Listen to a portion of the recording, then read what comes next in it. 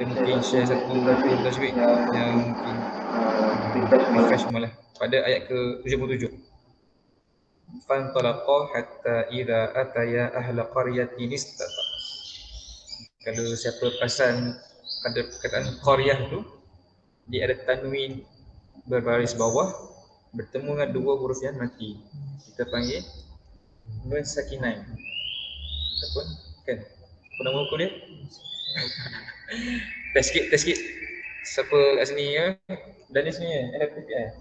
Bagus. Minta Nazmi share sikit, betul ke Nazmi? Apa hukum dia tu? Qaryatin tu. Anas lah, Anas kan al-imtiaz. Boleh share sikit Anas? Apa hukum dia, apa nama dia, macam mana bacaan dia?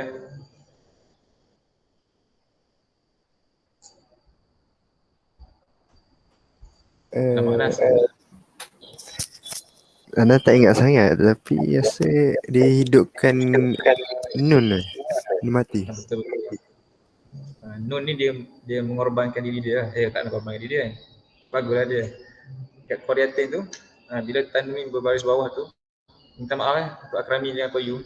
Kita sedang tengok surah Al-Kahfi, muka surat 302 sekarang. 302. Specifically sedang melihat ayat yang ayat apa tadi? Ayat ke 77. Apa nama dia? Iltiqa sakinah, betul. Dia bertemu dua mati. Nun bertemu dengan nun atau tanwin bertemu dengan dua huruf yang mati. Nun tu menjadi hidup kan? Jadi baris bawah. Nun tanwin dan nun mati nun tu. Nun tanwin dan nun. Jadi baris bawah kan. Jadi qaryatin istata'ama. Tanwin itu jadi hidup baris bawah lah. Bila bertemu dengan bila nun mati ataupun tanwin bertemu dengan dua huruf yang mati lepas tu. Baik Itulah sedikit tu. Boleh cari lagi nama hukum tu dia panggil iltiqa sakinah. Nanti siapa yang free boleh Google lah untuk detail. InsyaAllah kita akan sama-sama tengok terjemahan. Nanti kita akan share lah beberapa ibrah daripada page yang kita baca ni. So masa-masa yang ambil masa baca terjemahan, kita akan open untuk sharing ni. Lebih kurang 3-4 minit kita tengok terjemahan ni. Silakan.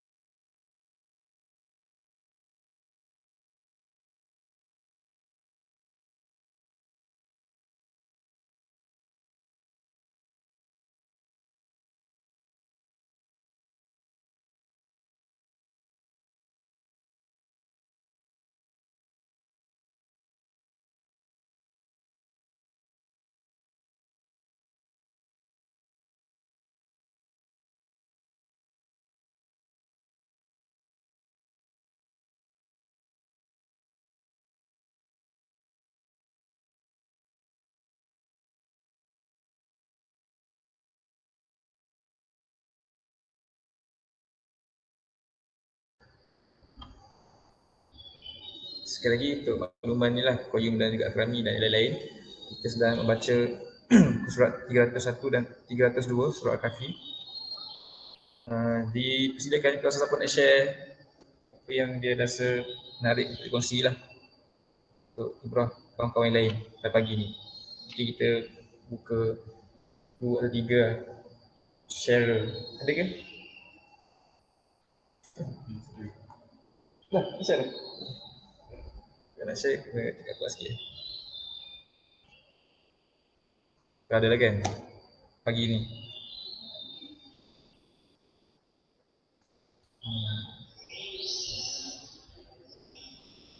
Waktu kita baca tengah lalu surah ni pada minggu lepas, masa masuk hari ke-15 tu, ada terdetik benda yang best ke atau pembacaan kita kemarin semalam. Kalau ada nak kongsi, boleh kongsi lah. Apa nak kongsi Dari online boleh, daripada JMI darat boleh. Jadi kaku pula kalau semua senyap je ni.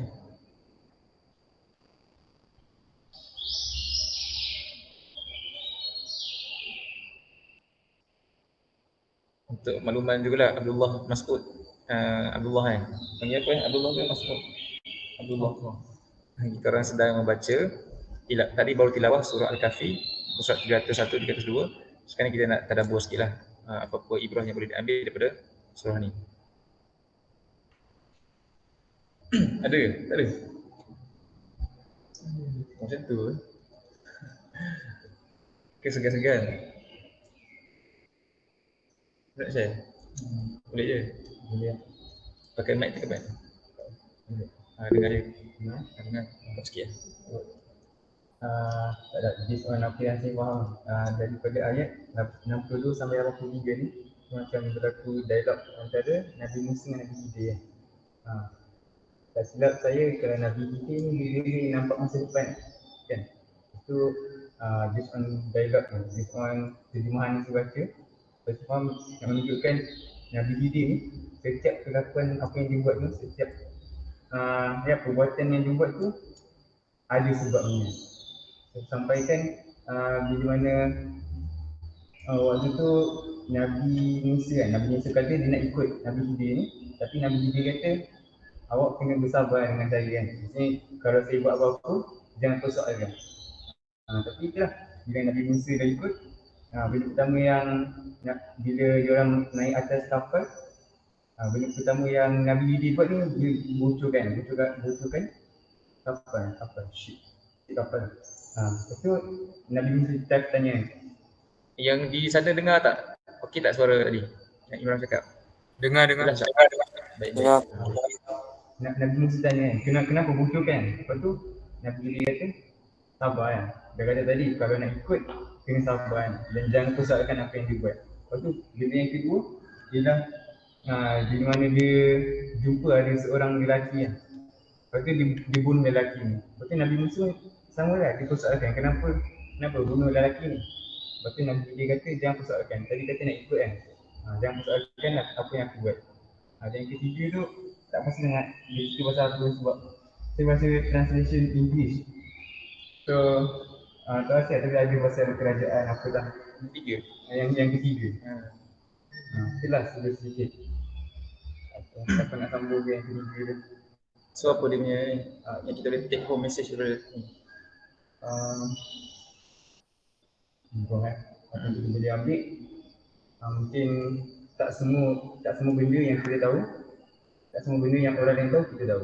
Mungkin macam benda yang dia buat tu ada tujuan di sebalik apa yang dia buat tu lah. Dan mungkin orang lain yang nampak orang tu buat tu nampak benda tu buruk, tapi sebenarnya ada kebaikan di sebalik perbuatan dia. Sebab dalam ayat yang seterusnya ada juga cakap dia kenapa dia bocorkan kapal tu, sebab bila mana kapal tu nanti dah berlabuh, macam ada seorang raja ni akan ambil semua harta daripada kapal tu lah. Dan yang orang lelaki tu pula, sebab tak saya sebab saya baca translation English, lepas tu baca laju-laju, sebab mak ayah diorang ni orang yang beriman, dan anak lelaki ni dia macam mungkin dah besar nanti dia akan jadi orang yang kafir, yang tak beriman, dan dia akan sesatkan parents dia. Tapi ketiga tu tak pasti. Tapi bagus, secara umumnya kita tidak boleh menilai orang tu dari luaran kan. Sekarang kita nampak dia buat satu action tu macam tu, sebab kita tahu dia punya motif, so kita cepat membuat judgement. Kayak kawan kita, contohlah dia keluar makan dengan perempuan, wish, acting, terus dia cop, sebenarnya dia sedang mentarbiah orang tu. Cover. Ataupun dia tengah buat apalah yang kita nampak macam mencurigakan, nampak dia bukan rokok, kita pencop, dia ni perokok punya, rupanya dia sedang kaji tembakau tu. Dia tengah tak adalah kan, tapi betul lah, kita tak boleh nak jump to conclusion kan. Tengok sedemikian kita selalu kan. Okay, jazakallah Imran atas perkongsian. Okay, lagi nak tambah tu? Sambung yang ketiga kan. Ketiga tu tak pasti pasal apa. Rancang aku. Tak sambung kan nak? Sambung bila kan? Assalamualaikum. Yang ketiga ni saya rasa menarik ke saya. Kalau kita tengok yang ketiga ni dia cerita pasal Nabi Musa dan Khidir pergi ke satu negeri lah. Kemudian dia orang macam apa, sepatutnya macam kita letak berjauh kan, pergilah makanan kan. Tapi dia orang tu enggan bagi makanan. Okey tak? Online dengar tak? Okay. So dia macam bagilah makanan orang jauh kan. Even zaman dulu bukan macam sekarang kan. Tapi penduduk kampung tu dia dah nak bagi makan. Kemudian Nabi Khidir ni dia jumpa dinding hampir roboh kan. Kemudian dia bangunkan. Itu Nabi Musa kata, kalau kau nak kau boleh je minta upah. Itulah kan, lebih kurang. So pengajaran je lah. Nabi Khidir ni daripada yang ketiga ni khususnya, dan tiga-tiga peristiwa tadi umumnya, dia macam dia macam berukhuwah sikit. Dia nak buat something tu tak bersyarat. Dia tak mensyaratkan orang buat baik kat kita, kita buat baik kat orang. Bagi dia sebagai hamba Allah kan, yang memang kita buat sesuatu tu, kita buat sesuatu atau kita tinggal sesuatu kerana Allah kan. Bukan sebab orang buat baik kat kita, so kita buat baik kat orang kan. Tapi dengan hikmah lah kan. Maksudnya Nabi Khidir ni dia nampak lah masa depan kan. Dan disebabkan apa dia nampak tu pun, kelebihan dia gunakan tu digunakan untuk buat kebaikan juga kan. Akhirnya dia nak tinggalkan asar-asar, kesan-kesan yang baik untuk generasi kemudian lah. Dia tak mensyaratkan pun bila dia dapat tu, itulah macam dia dapat boleh bagi juga. Tapi dia tahu apa yang dia tahu, apa yang Allah gunakan kepada dia, dan dia gunakan untuk dia teruskan kan, dengan misi dia. Sebab kita ni kadang-kadang kita mudah sangat terkesan dengan orang kan. Bila kita nak buat sesuatu, dia jadi something, jadi ini, jadi itu, terus kita macam apa, tak nak, macam tak ni pun kan. Tapi hakikatnya bukan macam tu kan. Nabi Muhammad SAW pun daripada awal sampai akhir dia teruskan misi kan, buat kan, tanpa memikirkan mendapat respon negatif tanpa memikir. Itulah. So tu antara benda dia dapat daripada Nabi Khidir. Walaupun respon dia dapat negatif, tapi dia tak isah kan. Dia macam dia teruskan je apa yang sepatutnya dia buat. Itulah. Baik, menarik. Jazakallah khair juga. Kalau boleh simpulkan sebab dia tahu kenapa apa nak buat tu ada kesan baik, walaupun short term dia macam tidak memihak pada dia kan, dan tak memihak pada dia pun dia mencuri, tapi dia buat juga sebab tahu benda yang dia buat tu baik untuk orang lain sekurang-kurangnya kan. Sama lah kita kan, kadang-kadang kita buat ni selalu kita bertindak di atas respon. Kalau orang tu pernah bagi kita makan, kita pun belanja dia makan balik kan. Ada kawan kita ada kereta, kita tumpang-tumpang dia, kita pun buat baik dengan dia. Kita selalu buat baik di atas kebaikan orang lain. Jarang kita ni buat baik bukan tanpa orang lah kan. Selalu kita pilih lah, oh ni sebab classmate aku, dia selalu share nota ke, tolong sign tekan tangan masuk kelas ke. Belanja dia makan. Ataupun kita ada kawan yang kawan sekolah lama belajar sekali, so kita buat sebab atas dasar kawan sekolah lama. Tapi patutnya perbuatan baik yang kita nampak perlu dibuat tu kita buat juga, walaupun tidak dapat ganjaran, tidak diandahkan. Seperti mana Nabi Khidir membetulkan dinding budak anak yatim tu sebab tahu di bawah tu adanya harta-harta anak yatim. Kalau tak buat tu mungkin harta anak yatim tu diambil oleh orang lain.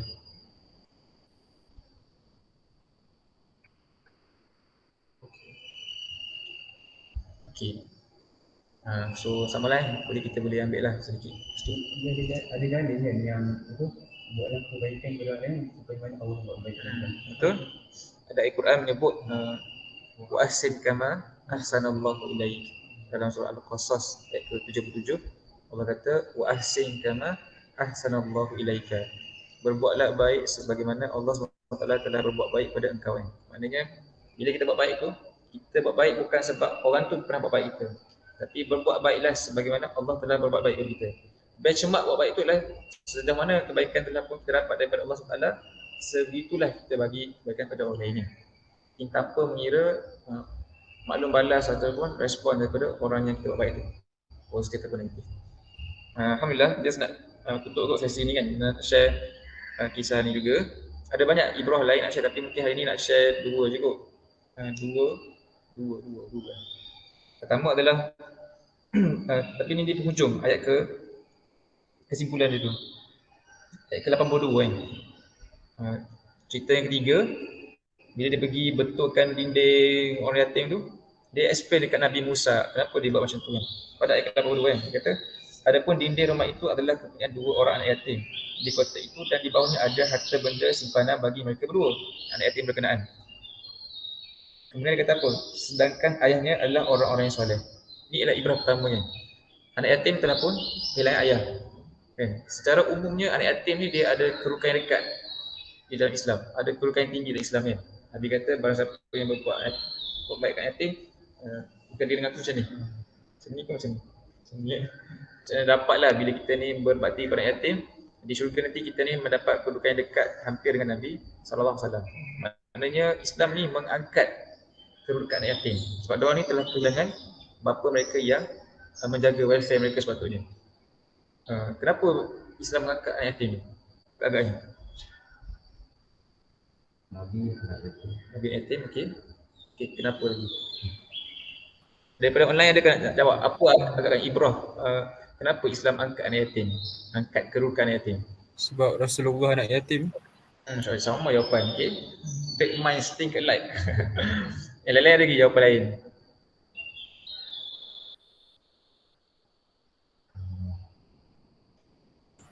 Ke sebab tak ada orang nak bimbing dia orang dari kecil, macam kurang sikit orang nak bimbing dia, yang orang yang rapat. Boleh jadi kan, betul? Sebab nanti dia orang akan liar atau biar, so dia diberi keutamaan. Okey, betul juga. Lagi.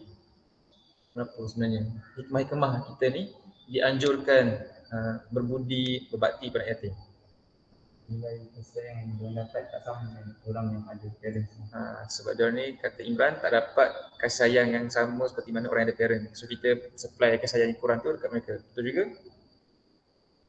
Daripada online lain mungkin Anas ke Tim Usim kena ni sikit fikir sikit kan. Tapi antaranya lah kan, sebabnya di zaman Nabi SAW ni para sahabat ni dianjurkan pergi berjihad dan berperang. Dan mereka ni pergi dalam mindset akan mati syahid lah. Bila mereka syahid, anak mereka jadi yatim. So bagi menggalakkan sahabat-sahabat yang tinggal menjaga kebajikan anak yatim tinggal tu, maka banyak hadis-hadis menganjurkan kita ni mulakan anak yatim. Supaya sahabat yang pergi jihad tu dia rasa tenang. Dia rasa terjamin sebab family yang ditinggalkan tu ada orang kan jaga, dengan anjuran hadis-hadis Al-Quran yang menjaga kebajikan anak yatim ni. So poin kat situ apa? Nabi sebenarnya, Islam sebenarnya bukan jaga yatim dia jaga orang-orang yang lemah, orang-orang yang tidak ada tanggungan kan, wanita, orang tua, anak yatim. Dia orang ni dikatakan sebagai al-mustada'afin lah dalam kita punya kalau fake kita tu, fake perang tu, mereka ni masuk dalam kategori orang lemah yang perlu dilindungi. So nak kata betapa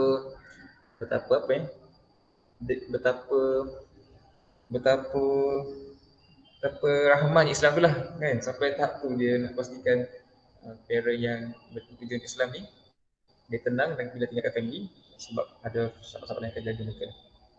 Okey, tetapi itu anak yatim in general. apa keistimewaan anak yatim dalam surah ni. Sehingga dua orang ni kan mesti special lain. InsyaAllah. Apa khabar? Sorry. Dekat darat ada banyak situasi menarik berlaku Silakan duduk. Itu kita cerita tentang anak yatim general kan. Dalam kisah Al-Kahfi ni ada dua orang anak yatim yang lebih istimewa berbanding anak yatim yang lain. Kerana dia kata dekat sini wa kana abuhuma salihan. Kenapa Allah SWT mengutuskan Nabi Musa dan Khidir ini untuk menjaga anak yatim ini? Kenapa tak orang lain je kan? Special ni, mesti special budak ni. Sebab Nabi pergi bantu dia orang. Angkat dinding, protect harta mereka. Kerana bapa mereka dahulu wa kana abuhuma salihan. Kat sini kita boleh keluar ibrah apa? Kesalihan seorang bapa tu memberi kesan pada anak-anak tu walaupun bapa tu dah meninggal. Maknanya kalau kita ni baik kan, soleh, jaga agama, membantu agama, kadang-kadang kita tak ada masa nak memberi bakti pada family kan, memberi bakti pada orang terdekat. Ataupun duduk kat UKM kan, sibuk ajak baca Quran, tadabbur, tak sempat nak call mak, tak tahu macam mana keadaan mak ayah kat kampung. Tetapi mungkin kan di atas kesolehan kita tu Allah menghantar jiran-jiran, gaza-gaza, dan khabar mak ayah kita. Allah menghantar orang lain untuk memenuhi keperluan-keperluan mak ayah kita di kampung. Dalam konteks kita lah kan, dalam konteks dia ni bapak dah meninggal lah, tetapi Nabi datang bantu dia sebab bapak ni soleh kan. Jadi kesolehan ni dia memberi, kita punya kesolehan dia boleh memberi kesan baik kepada orang-orang di sekeliling kita kan. Mak ayah kita yang kita tinggalkan, siapalah kalau ada pasangan yang tinggalkan. Tapi semua kat sini tak ada pasangan kot. Kalau ada pasangan gelap lah, nampak. Boleh tak ada pasangan gelap kita ada pasangan cerah semua. Ada anak murid ke, anak murid tu akan terkesan dengan kesolehan kita. Kalau kita ada anak saudara tu akan terkesan dengan kesolehan kita kan. Ada adik ke, abang ke, kakak ke, orang-orang yang di bawah jagaan kita tu, mereka ni akan terkesan dengan kesolehan kita. So beruntunglah anak yatim ni, sebab mereka ni dua orang ni sebab adanya bapa yang soleh. Ya, kesan kesolehan bapa dia yang dah meninggal tu, sehingga Allah memutuskan Nabi untuk memelihara kebajikan mereka berdua. Itu yang pertama nak share pada pagi ni. Yang kedua yang putuklah lah, semua yang Nabi Khidir buat yang luar biasa ni, dia tidak buat sesuka hati ya. Dia kata dekat situ, wa ma fa'altuhu an amri, dan tidaklah aku berbuat semua hal-hal tadi daripada diriku. Ini poin sangat penting kan. Tidak boleh kita sewenang-wenang nampak budak ni ku ajar je kita bunuh. Itu tindakan diri sendiri tu kan. Ternampak je lah budak nakal-nakal kan, tantrum di kedai nak beli tu bini, kau dah aku bunuh kan macam dia bunuh tu. Kita pakai hujah apa? Nabi Khidir boleh bunuh budak tu, saya bunuh budak ni. Tidak boleh kan. Sebab Nabi Khidir kata aku tidak bertindak. Kata kat sini apa dia kata Majid, dan bukanlah aku melakukan itu menurut kemahuan diriku sendiri. Maksudnya setiap action Nabi Khidir dia bukan dia decide sendiri. Nampak budak ni celaka tak, dia telah pun disuruh oleh Allah SWT untuk bertindak sedemikian. Maksudnya kita ni sebenarnya tidak boleh bertindak atas kemahuan kita kan, atas kita punya ego, nafsu. Maksudnya every action kita ni sepatutnya kita kena tanya dulu, ni based on apa ni? Siapa suruh buat macam ni kan? Kenapa kita belajar? Kita belajar ni atas kemahuan diri ke sebab Allah suruh kita belajar? Allah memang suruh semua belajar, tapi kita belajar tu atas sebab apa? Kita mungkin ada general rules, Islam menggalak semua orang belajar, tapi kita sendiri sebenarnya belajar sebab lain. Tak betul lah. Kenapa kita kena betulkan balik setiap tindakan kita kan? Kita kawan dengan dia ni sebab apa? Rapat sangat. Nazmi dengan Amal rapat aje. Berkawan tak sebab apa ni? Macam itulah kan. Kena carilah apa foundation setiap tindakan-tindakan kita ni. Sepatutnya tidak kita bertindak ni melainkan apa yang telah pun diperintahkan oleh Allah SWT lah kan, supaya barulah kita buat benda tu kerana Allah SWT kan, setiap action kita lah. So Nabi Khidir tidak bertindak di atas pandangan dia sendiri, dia punya rasa-rasa ke, emosi dia ke, dia punya geram ke kan. Kadang-kadang geram menyebabkan dia bertindak, tapi tak betul lah kan. Sepatutnya tindakan-tindakan itu dibuat based on apa yang diperintahkan oleh Allah SWT. So terus sedikit nak dikongsikan daripada surah Kahfi ni. Selain daripada itu, secara umumnya Nabi Musa AS belajar bersabarlah daripada perjalanan hidup atau perjalanan mencari ilmu bersama dengan Khidir ini kan. Sebab dia tak sabar, Nabi dia sabar lagi. Lagi banyak kita bersabar, lagi banyak kita dapat ibrah-ibrah kehidupan ni kan. Semoga alam, cukup sedikit kan. Hopefully bila kita baca lagi Quran ni, lagi banyaklah ibrah-ibrah yang kita boleh ambil kan. Yang kita boleh take home message tu untuk kita melangkah seterusnya lah. Terutama di bulan Ramadan ni kita banyak kan mengkaji, membaca Al-Quran. Semoga Allah Ta'ala memberikan kita lah keinginan, semangat dan juga peluang-peluang untuk melihat Al-Quran lebih dekat lah. Yang di online ada ke nak tambah ke? Nak bangkang ke? Tak ada. Tak ada Semua setuju je? Tapi contoh Setuju.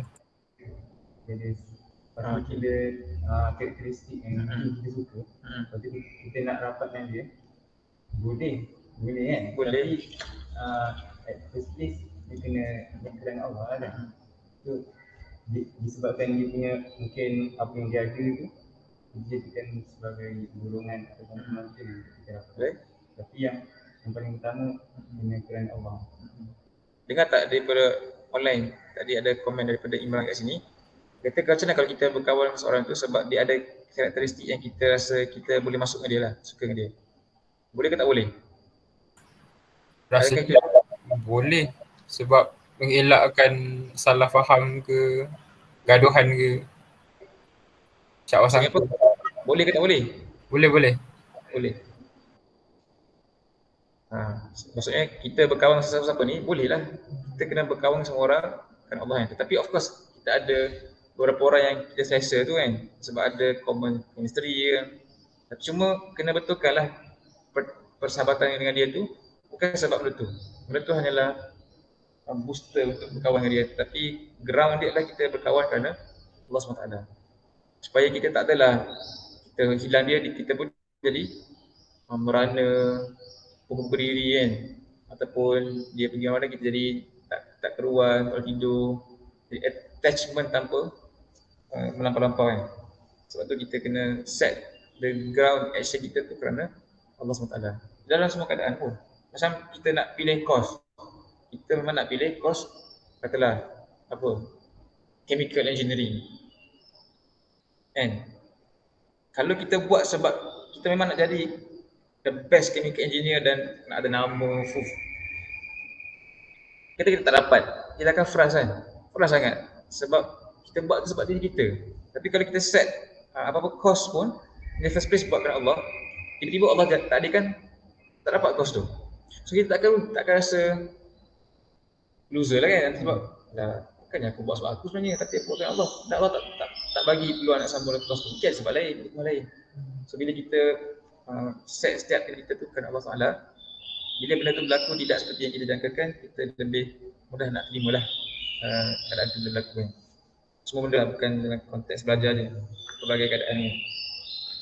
Belajar lah, antaranya kita sekarang belajar kan. Macam saya sendiri kan, dulu belajar background medical, level medik. Memang nak jadi seorang doktor kan. Lebih kecil lagi telah pun di brainwash. Telah pun indoktrinisasi kan oleh mak ayah. Tapi tak dapat jadi doktor kan. So okey je. Sebab kita tahu dia just satu pilihan daripada banyak pilihan-pilihan lain. Dan semua tu boleh dibuat kerana Allah Ta'ala kan.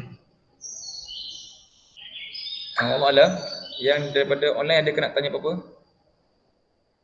Ada Tak ada. Hopefully sedang mengikuti. Sambil tu mungkin ada tengah buka tab Instagram, tab WhatsApp kan, tengah scroll-scroll.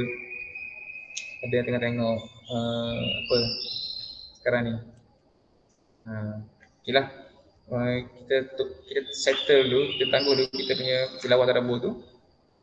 So kita nak tengok sikit sambungan hadis kedua, perbincangan hadis yang kedua. Minta Imran share screen.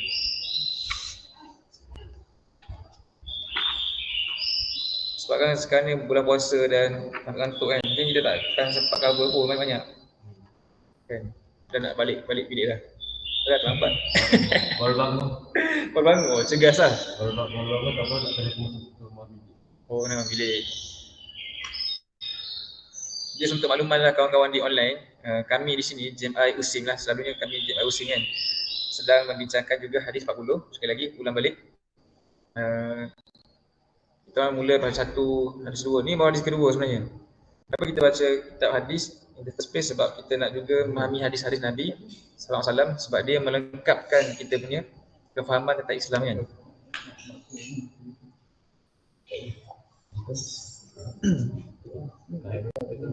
Share screen. Jadi Islam ni dia telah sampai kepada kita melalui Nabi sallallahu alaihi wasallam yang bawa Islam tu pada tahun 1400 yang lampau. Dalam bentuk yang sempurna dari segi teorinya, aplikasinya, perasaannya, gambaran semua komplit. Tapi bila Islam tu dia travel kan, dia adalah pemikiran Islam, pemikiran nak. Dia travel across time, across boundaries, across geographical barriers, across apa lagi? Culture, semua tu. Bila sampai pada kita, dia mungkin dah hilang beberapa benda daripada Islam hilang. Kan? Okey ke? Boleh mengikuti? Fokus ni kan? Faham ke cerita dia? Bila Islam yang kita dapat hari ni tu mungkin tidak sama seperti mana yang pernah dibawa oleh Nabi SAW. Kan?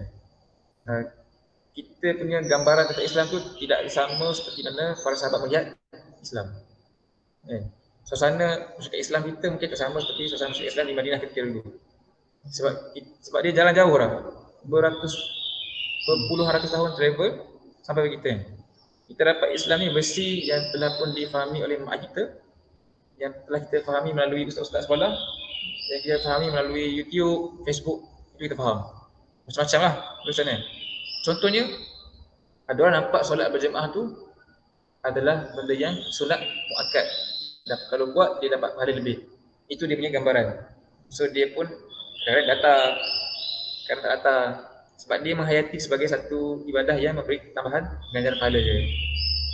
Tapi para sahabat, dia tak tengok itu. Dia tengok, wish, semua orang berlumba pergi solat berjemaah. Sebab dia ada gambaran lain. Dia nampak orang pergi, dia pergi juga kan. Dia rasa semangat, ukhuwah. Dia tak nampak betul tu. Sebab suasana kita lain. Jadi Islam sampai kita tu ada perkara-perkara yang telah pun hilang yang versi asal tu. Mungkin core dia sama kan. So nak pastikan kita punya kefahaman Islam tu dekat, kembali pada versi asal tu, kita kena kembali tengok pada teks Islam tu kan. Quran of course kita tengok dengan tafsir yang terperinci. Kita tengok sirah Nabi kan, sebab sirah tu memberi gambaran suasana. Dan tengok hadis jugalah, sebab hadis ni melengkapkan kefahaman Islam. Sebab itulah kita membaca hadis 40. Nak cerita kenapa kita baca hadis kan. Kita mengkaji hadis. Hadis ni dia memberilah, melengkapkan gambaran Islam dalam kepala kita masing-masing. Yang mungkin berbeza-beza kan. Anas mungkin faham Islam macam ni. Kita boleh analogi orang Islam faham Islam hari ni seperti sekumpulan orang buta explain apa itu gajah. Pernah dengar cerita tu kan?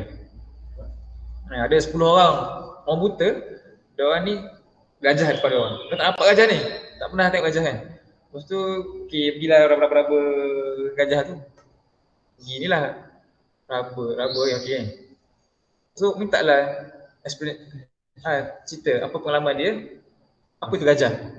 Orang cakap apa? Gajah ni dia adalah licin dan tajam. Sebab dia pegang apa? Gading tu. So, pada pandangan dia, gajah tu benda yang licin dan tajam. Pergi orang kedua, gajah ni dia dah flat dan kasar-kasar. Dia mungkin gosok bahagian perut. Kan besar kan? Ada yang tengok gading, ni gajah ni adalah benda yang berbulu dan panjang.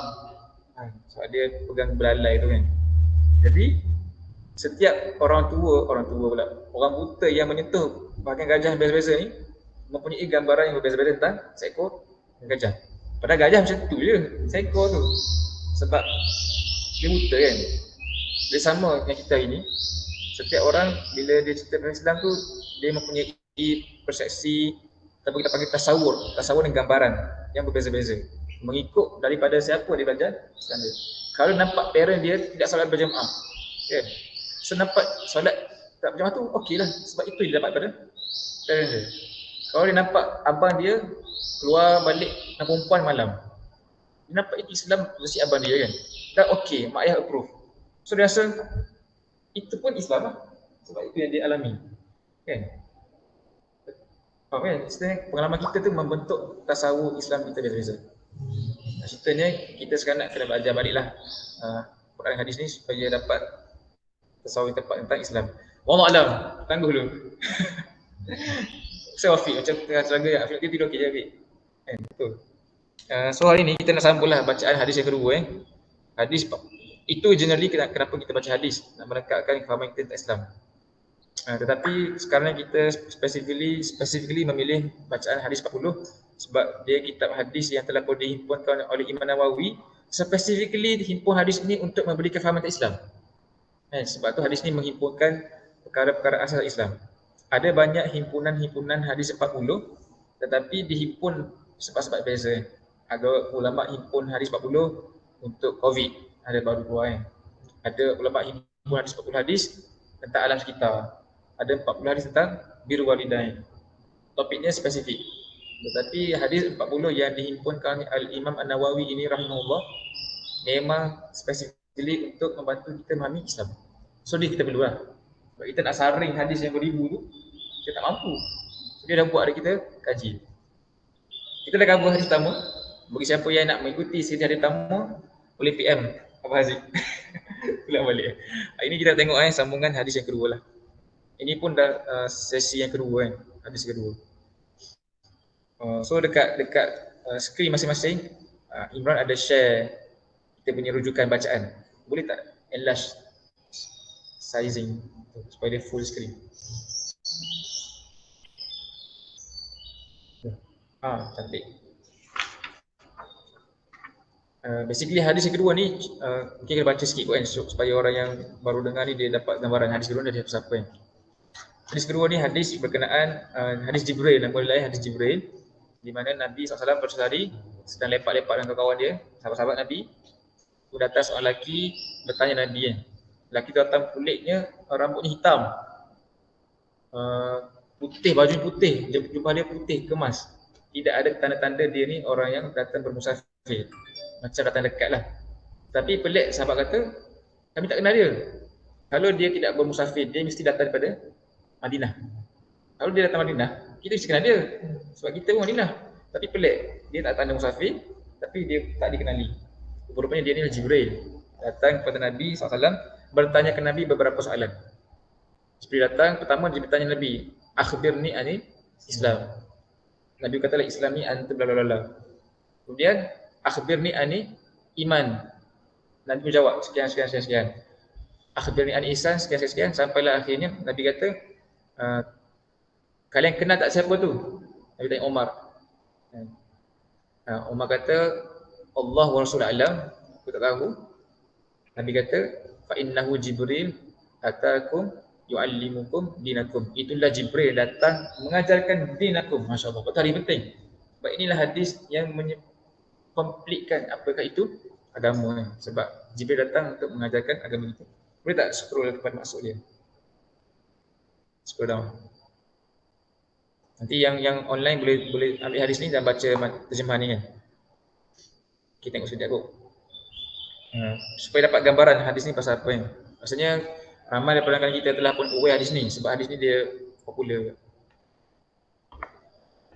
Sebelum ni kita dah tengok dah apa cerita pasal hadis ni, keutamaan dia Pada hari ni kita nak sambung terus iaitu kepada beberapa pelajaran fiqh dakwi dan tarbawi ataupun kefahaman aspek tarbawi yang kita boleh ambil daripada hadis ni. Sebab kita dah cover dah kedudukan hadis ni, dah cover sebelum ni apakah pelajaran umum dah cover. Sekarang kita nak tengok yang bawah sekali. Bila kita baca hadis ni, banyak angle kita boleh tengok untuk ambil poin-poin kan, extract. Tapi kita nak tengok apa pelajaran-pelajaran dari aspek dakwi dan tarbawi. Dakwi dari aspek tarbiyah, aspek dakwah, tarbawi aspek tarbiyah daripada hadis ini. Jadi yang pertama sekali kata kat sini kan. Dia kata kat sini poin pertama yang highlight tu, ini versi yang Quran angkat lah. Dia kata kefahaman terhadap din ni perlu difahami dengan betul. Hadis ini Jibril datang untuk menerangkan kandungan ad-din yang merangkumi iman, Islam dan ihsan. Kadang-kadang Islam difahami secara terpisah antara tiga tu. Okey, situ je, tu poin pertama kan. Maksudnya dia datang Jibril, dia combinekan Islam tu adanya iman, Islam, ihsan. Kalau Jibril tak datang dan combinekan, kita pun tak tahu dekat mana dia punya Islam tu kan. Mungkin orang tu masuk lain juga. So dia datang untuk this is Islam. Islam tu bisa ada iman, bisa ada Islam, bisa ada ihsan. Di mana hari ini kalau siapa-siapa belajar fakulti pendidikan Islam, tiga elemen ni, tiga struktur Islam ni telah pun dipisah-pisahkan. Dia ada fakulti syariah, fokus syariah. Ada fakulti usuluddin kan, pada akidah. Ada fakulti tasawuf, ada tasawuf. Tapi Islam tu dan bila dipelajari di college-college, di peringkat universiti, bagi orang yang belajar diniyah, dia diajar secara berpisah-pisah kan. Pemahaman kita yang berpisah-pisah tu menyebabkan kita ni mempunyai kecenderungan yang lebih pada satu aspek berbanding aspek lain. Faham kan? Faham. Hopefully online faham. Okay, contoh kan, dalam satu peribadi insan tu, peribadi muslim tu, dia kan ada tiga elemen tu kan. Ada iman, iman ni sama dengan akidah. Sama dengan tauhid. Term yang sama tu, multiplier sama. Sebab tu adanya kuliah tauhid, adanya fakulti usuluddin kan. Okey, itu satu aspek. Aspek kedua aspek Islam. Islam kat sini merujuk pada syariat. Syariat, Islam, ibadah. Ini benda sama. Term beza tapi perkara sama. Yang ketiga adalah ihsan. Sama juga dengan akhlak dan tasawuf. Okey, boleh tiga benda ni. Sepatutnya setiap orang Muslim ada tiga-tiga ni. Dia punya kesyumulan Islam dia tu. Tapi ada orang dia lebih satu part berbanding part-part yang lain. Contohnya kan, ada orang dia lebih dekat Islam, lebih dekat syariat tu, aspek ibadah tu, aspek fikih tu, fikih. Tapi dia kurang dekat akhlak contohnya. Kurang dekat ihsan, kurang dekat akhlak, kurang dekat tasawuf. Apa efek dia? Macam mana? Beribadat tapi takabur. Okey, boleh jadi. Imran kata dia orang ni buat ibadat tapi takabur. Okey, boleh jadi betul? Dia nampak Islam ni adalah fiqh, hukum hakam, syariat semata-mata. Dia suka gaduh lah. Kan? Nampak orang buat asal sikit je, haram. Suka cari benda kecil untuk dibesar-besarkan. Sebab Islam pada dia tu lah mesti kena betul ni. Kadang-kadang bila dia nak betul ke orang tu, dia gaduh dengan orang. Sebab dia abaikan aspek akhlak, dia tak balance.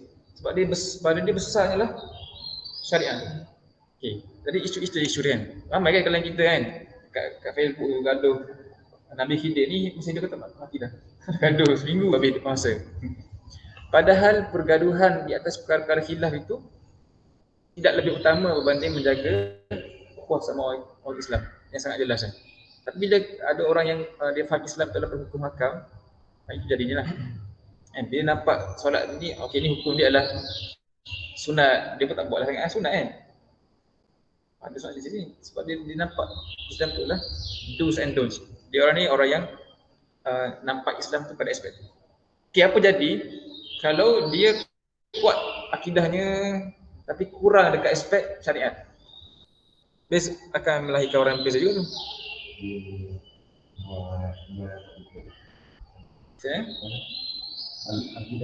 Akidah kuat. Akidah kuat, tauhid kuat tapi syariat dia lemah. Tak belajar lah. Dia just percaya. Tak buat je. Okay. Mesti akan buat. Kalau dia kena buat, dia akan buat. Contoh berlaku lah orang ni buat amalan yang core hebat tapi mungkin kesalahan dan mungkin misleading. Contohnya apa? Pengebom berani mati kan. Mereka ni of course lah buat akidah. Mana ada orang bom berani mati akidah lemah. Betul tak? Mesti dia pergi tu bom surga. Tapi dia tak faham Islam tu macam ni, adanya afiq alawiyat kan, tapi akidah kuat. Ada pula golongan tu ekstremis tu yang strong kat part tu. Okey, apa jadi kalau dia kuat dekat ihsan, akhlak, tasawuf tapi lemah dekat syariat, ibadah, fikih. Bila lebih baik dia bila lebih baik lebih baik segi luaran tapi dari segi ibadah Kurang. macam orang kafir tak Oh, macam tu. Okey. Okey, contohnya contohnya. Kalau orang yang kuat dia punya akhlak dan ihsan ni kan. Orang ni banyak beribadah lah. Dia kata orang yang banyak beribadah, orang yang tasawuf kan, orang yang suka solat. Tapi mungkin dari segi kebetulan dia tu kurang. Sebab dia kurang beri penekanan pada kajian-kajian syariat, kajian fikihnya. Tapi dia ibadah banyak. Ada juga orang macam ni ya, yang dia suka je. Sebab tu ada golongan tasawuf yang terseleweng. Sebab dia fokus pada pembersihan hati tu, tetapi tidak memberi penekanan pada cara yang betul. Sebab dia kurang pak syariat tu. Tapi pak tasawuf dia tu, keakhlakan dia tu, ihsan dia tinggi sangat. Jadi kalau pada satu individu tu, tiga aspek ni tidak dibalancekan kan. Dia jadi macam itulah, lahir macam tu. Lepas tu ada Allah SWT aliran ni ada aliran ni. So sedangkan dia datang untuk Islam ni ada tiga tu. Ni dia pada portion yang betul tiga tu. So hadis dua ni datang untuk memberitahu kita Islam tu ada tiga-tiga benda tu kan. Bukan salah satu, bukan salah dua, tapi ketiga-tiga benda tu lah. Di mana dekat sini hari ni dia fahami secara berpisah-pisah. Wallahu alam, poin-poin lain kita akan tengoklah pada sesi yang lain kan. Nampak macam mencabar bagi yang di darat dan di online untuk terus fokus. InsyaAllah itu tu sedikit yang kita boleh sentuh. Hadis yang kedua iaitu tentang kesyumulan ad-din itu, merangkumi tiga elemen adanya akidah, adanya syariat, adanya akhlak. Ramai orang yang solat tetapi berakhlak buruk kerana kurang aspek ihsan, kurang aspek akhlak, kurang aspek tasawuf tu. Pilar yang ketiga tu. Tapi solat bagus. Solat, tahu hukum ni kalau tahiyat macam ni. Boleh bincang hukum fiqh, perbezaan mazhab. Tetapi mencarut sebab dia kurang lemah akhlak kan, tak balance. Ramai je ustaz-ustaz mencarut lah. Bagi kutubah bagi ceramah berapi-rapi kan, cerita hadis ni macam ni. Ni kat sini dia khilaf dekat al-imam sial-sial. Tapi dia ni mungkin merokok kan. Dia ni balik rumah pukul isteri sebagainya. Sebab tidak balance kefahaman Islam mereka tu. Mereka diberi penekanan yang tidak tepat pada keadaannya kan. Pelbagai keadaan kita tengoklah bila benda tak balance kan. So kita dalam tarbiyah kita ni, daripada hadis ni kita nak melengkapkanlah ketiga-tiga elemen ni kan, supaya kita jadi peribadi muslim yang syumul lah tiga-tiga benda tu kan. Akhlaknya okey dan sebagainya.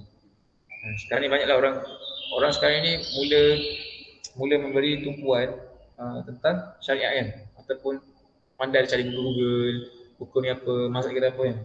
Tapi sebab benda tu boleh belajar kan, tapi dia part akhlak ihsan tasawuf ni kita belajar. Dia tak boleh cari Google. Macam nak belajar akhlak.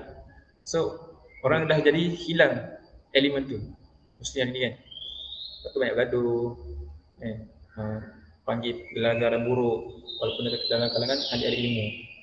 Sebab benda tu dia cara ajar akhlak ni bukan macam tu. Tadi kita kata tiga benda tu, tapi macam belajar dia bukan kat sini kan. Nanti tengok hadis lain kan. Cara nak baca tiga benda tu ada tempat-tempatnya. Dalam Al-Quran mesti ayat-ayat tu mesti dia cover tiga ni. Sebab tu Allah akan sebut Allah tu Maha melihat, Allah tu Maha mendengar. Sebenarnya ayat ini nak melatih kita ni akhlak kan. Bila kita sedar Allah Maha melihat, kita rasa gerun. Tapi kita nampak sebenarnya dia ada elemen akhlak, ihsan dan tasawuf kat situ dekat ayat-ayat asma kan. So Al-Quran ni dia datang, dia ajar akidah, dia ajar syariat, dia ajar juga akhlak. Cuma dia tak nampak lah ni adalah akidah. Dia bukan ajar secara bullet point. Ni ayat ni sebab ni akidah. Tak, kita baca tu kita dapat tiga terus. Kalau kita tadabbur dengan inklusif tu, kita dapat tiga elemen tu pada satu ayat tu. Allah alam, itulah sedikit pada pagi ini daripada hadis yang kedua. Ada poin-poin yang lain, poin-poin berikutnya tu nanti kita akan tengoklah pada sesi berikutnya. Allah alam. Mungkin kita akan bersiaran pada hari depan insya-Allah. 8 hari bulan. 9. 2 tambah 7, 9 kan. Kat rumah kan tu kan? Boleh je kat rumah kan. Mungkin semua online lah. Okay lah, itu cukup nak share pada pagi ni. Minta maaf masa lama semua. Kita buka sikit kalau ada nak berbincang ke, tanya soalan ke, feedback ke. Boleh stop dulu sharing.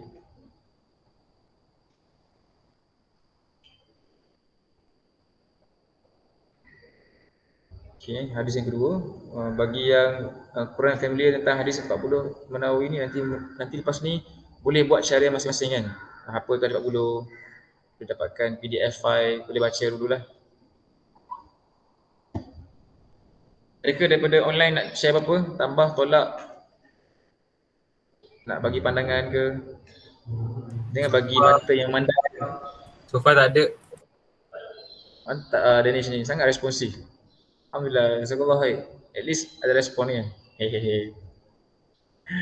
Yang lain ada ke? Tak ada. Tak ada Anas ada apa Anas? Tak ada. Dia kalau orang first cakap tak ada, yang lain pun tak ada lah. Itulah Danish yang semua benda ni. Akrami ada apa Akrami? Akrami dengan Irfan ke seorang je?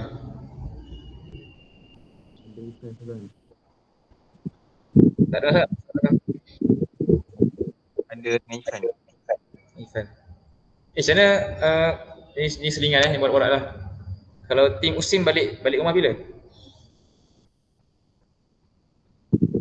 Ada boleh 7, ada boleh 8. Ada 7, ada 8. Tentu ke? Tak dengar. Oh, 8. Okay. 7 tu hari Jumaat 8 hari Sabtu. Okey lah, kita boleh lah bersesi hari Ahad baik. Balik sendiri ke balik Usim uruskan?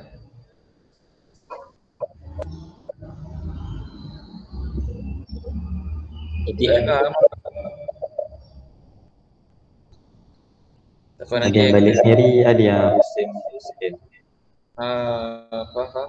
So boleh fleksibel lah, ada option tu. Okay. Pun nanti kita borak-borak lah kat grup Yang lain macam Danish, semua ni yang degree UKM di rumah ke di college? Selain Danish kat college. Kalau Aiman dengan Hanis kat mana? Rumah. Oh, college dua orang, satu rumah. Baik. Allah alam. Anas kat rumah kan? Terbaik. So kita jazakumullah semua dekat online.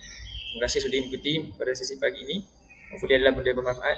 Kalau sebenarnya kita ada slot sedikit perkongsian hadis-hadis tentang apakah amalan-amalan Nabi pada 10 malam terakhir. Tapi sepatutnya Baim nak share. Kita tak ada. So nanti mungkin masing-masing boleh cari lah kan. Sebab kita dah masuki hari-hari terakhir Ramadan, mungkin kita boleh refresh balik. Kalau masuk 10 terakhir ni apa yang Nabi buat kan. Yang kita sering dengar, kata Aisyah Nabi akan membangunkan ahli keluarganya lah.